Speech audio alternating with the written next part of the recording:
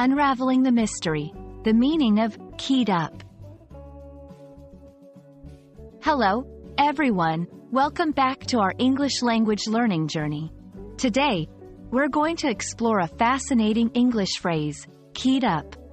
This phrase is commonly used in everyday English, and understanding its meaning and usage can really enhance your conversational skills.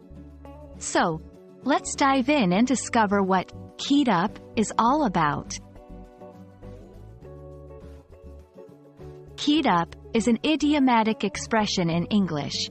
When someone says they are keyed up, it means they are feeling very excited, nervous, or anxious.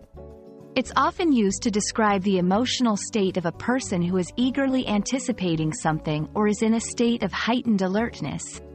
The origin of this phrase is quite interesting. It comes from the idea of winding up or keying up a clock or a mechanical device, making it ready to go. Similarly, when a person is keyed up, they are wound up emotionally and ready to act or react. To understand better, let's see some examples of how to use keyed up in sentences. 1. Before the interview, I'm really keyed up about this job interview. It could be a big step forward in my career. 2. Excitement for an event.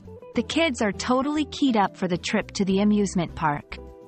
3. Nervous anticipation. He was keyed up the night before his first marathon, barely sleeping a wink. Notice how the phrase can be used in various contexts, from excitement to nervousness.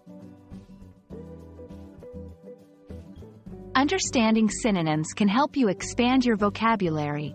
Here are some synonyms for keyed up: excited, tense, on edge, anxious, worked up. Each of these can be used in similar contexts, but remember, the exact meaning can vary slightly based on the context. When learning idiomatic expressions, it's easy to make mistakes. Here are a few to avoid with keyed up. 1. Don't use it for calm situations. It's meant to describe heightened emotional states, not calm or relaxed ones. 2.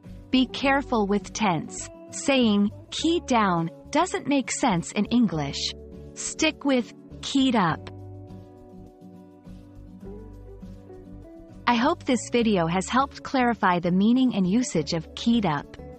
Remember, mastering idiomatic expressions like this one can really make your English sound more natural and fluent.